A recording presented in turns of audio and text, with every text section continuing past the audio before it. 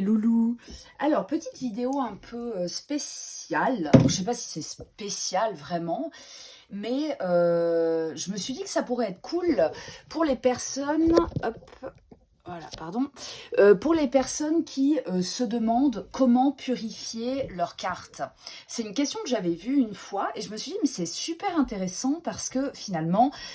on va toujours dire la même chose, hein. Chacun a sa méthode, etc. Et c'est vrai. Mais pourquoi pas en voir quelques-unes. Alors moi j'en ai qu'une de manière et je vais vous la montrer tout de suite. Alors là je peux pas le faire parce que, enfin je peux pas mettre la musique parce qu'il y a des droits d'auteur, mais vous trouvez des playlists avec des musiques qui ont une certaine fréquence, une fréquence apaisante ou une fréquence qui va faire vibrer votre chakra racine pour l'ancrage. Et moi, j'aime bien mettre une musique comme ça, ou alors une musique tout simplement que vous appréciez, qui permet de faciliter votre concentration. Donc là, je ne vais pas mettre de musique, mais sachez que moi, personnellement, ça m'aide beaucoup à me concentrer sur les cartes. Ensuite, je vais mettre une petite ambiance qui me plaît. Donc là, par exemple, je vais allumer une bougie. Alors, certains disent qu'il faut toujours allumer une bougie quand on tire les cartes. Bon, moi, perso, parfois, la bougie, elle s'éteint. Puis bon, faut pas oublier que les bougies contiennent de la paraffine, que c'est cancérigène. Donc, même si c'est pas en allumant une bougie que vous allez attraper toutes les maladies du monde, j'aime bien éviter de trop... voilà, d'être entouré de bougies, quoi. Ensuite, je prends un porte-encens. Alors là, c'est une boîte, donc voilà, qui est plutôt pas mal parce que, donc là, quand vous l'ouvrez, vous pouvez mettre votre encens. Là, il est dégueulasse, hein, et dessous, vous pouvez mettre des bâtons.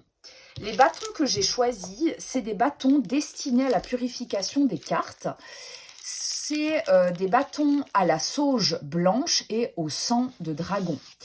Alors, moi, je vous dis ce qu'on m'a dit, hein, voilà. La sauge est réputée pour purifier. Donc, la sauge blanche, elle purifie, mais c'est une purification quand même assez légère, de ce que j'ai compris. Surtout quand c'est des bâtons. Hein. Certains disent, voilà, si vous brûlez de la vraie sauge, ça purifie bien. Et après, le bâton d'encens, il sert à faire un petit rappel. Le sang de dragon, lui, paraît-il, ne purifie pas vraiment, mais sert à mettre une intention dans votre jeu. Une intention positive. C'est une manière de s'approprier le jeu. Donc, dans un premier temps, la sauge blanche va le purifier, par exemple, des énergies des personnes qui ont contribué à le fabriquer. Et dans un deuxième temps, le sang de dragon va mettre vos énergies positives dans le jeu. Alors évidemment, pour que ces énergies soient positives, il faut que vous, quand vous le faites, quand vous passez vos cartes sous l'encens, il faut que vous ayez des pensées positives. Alors là, je vais mettre mon petit bâton, si j'arrive. Voilà. Alors normalement, là, je vais enlever ça. Voilà. Là, il faut imaginer, il y a de la musique, il y a la bougie, voilà. Et là, j'ai mon jeu. Alors, je ne vais pas vous faire la présentation de ce jeu, c'est vraiment un vieux jeu. Voilà. Vraiment, j'avais envie de le découvrir, mais je ne sais pas vraiment dans quelle mesure je vais beaucoup l'utiliser. Alors, là, vous avez votre jeu. Moi, ce que je fais, je prends les cartes comme ça et je tape 2 coups pour libérer les énergies. Je souffle dessus, symboliquement, hein, pour que les énergies partent. Alors, quand il y a beaucoup de cartes, c'est le cas souvent du tarot, parfois je divise en 2 le jeu. Hop, je souffle, et puis après, je passe les cartes comme ça. Avant, je faisais chacune des cartes les unes après les autres. Maintenant, je vais un peu plus vite. Et en fait, ce que je fais, c'est que je passe ces cartes comme ça. Je mets une intention de purifier et des intentions positives pour que le jeu soit, veuille bien se connecter à moi. Ensuite, je vais mélanger les cartes et pour les mélanger, j'utilise une méthode que je trouve pas mal. C'est qu'une fois que je les ai passées sous l'encens, je vais faire 4 tas, comme ça. Voilà.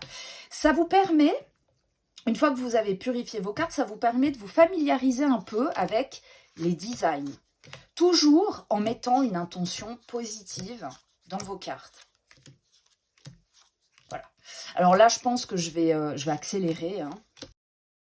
Là, maintenant, je prends l'autre tas, je tape deux coups, je souffle, je passe. Voilà. Devant, derrière. Et je refais la même chose. Alors, une fois que les cartes forment 4 tas, je vais tout simplement mettre ces tas les uns sur les autres. Et là, déjà, vos cartes sont mélangées. Alors après, évidemment, vous n'avez plus qu'à les mélanger comme vous avez l'habitude de faire. Et puis, comme ça, là, vous êtes sûr de ne pas avoir deux cartes, enfin sûr, entre guillemets, d'avoir deux cartes qui se suivent dans les suites. Ensuite, alors ça, évidemment, vous le faites ou vous le faites pas, c'est vous qui voyez. J'aime bien procéder à ce qu'on appelle l'interview. Alors là, maintenant, la sauge, je la mets de côté. Elle continue de brûler, ça permet de mettre une petite ambiance. Hein. Et puis, je vais donc procéder à l'interview. Alors, certains font des interviews assez longues. Moi, je pose que 4 questions. Je les forme en sorte d'étoiles.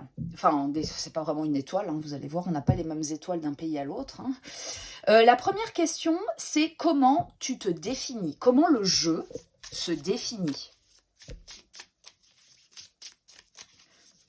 Alors, bon, là, je coupe quand même. Hein, voilà, hop.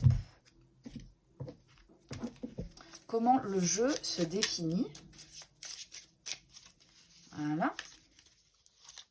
Comment le jeu me perçoit-il?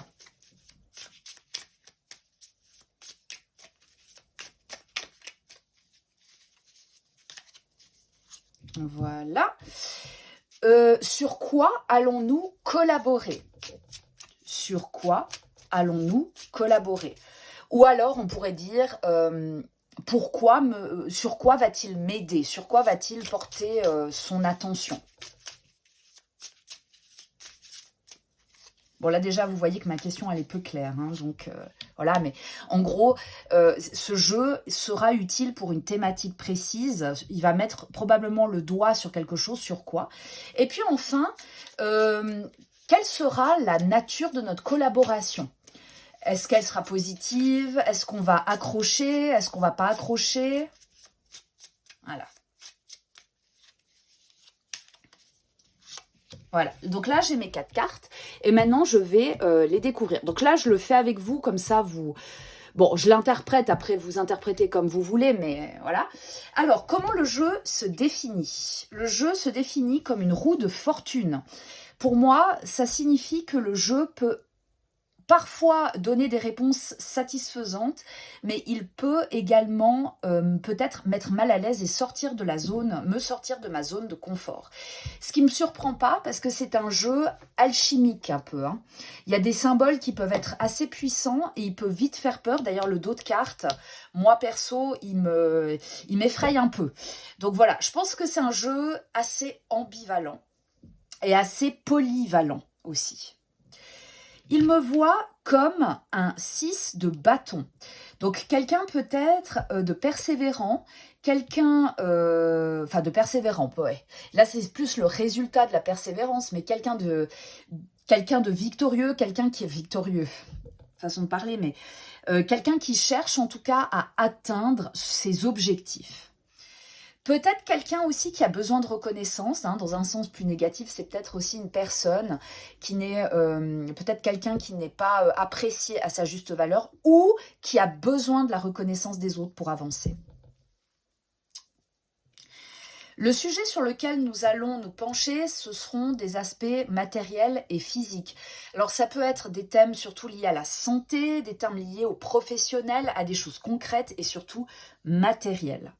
Bon, avec l'as, là, franchement, voilà. Et notre collaboration, c'est le 2. J'allais vous dire qu'il n'y a pas de suite, hein. Alors c'est vrai, mais là c'est un peu évidemment le hasard. Donc vous avez vu, c'est intéressant, hein. À l'endroit, à l'envers, ça se lit assez bien. Je sais pas comme... Ouais, je sais pas. Alors là, le 2, évidemment, le 2 de denier, il y a une sorte d'ambivalence. Il y a un équilibre à trouver, peut-être, avec ce jeu. Il y a des fois où ça va me satisfaire, des fois où ça va pas me satisfaire, un peu à l'image de la roue de fortune dans la présentation de la personnalité du jeu.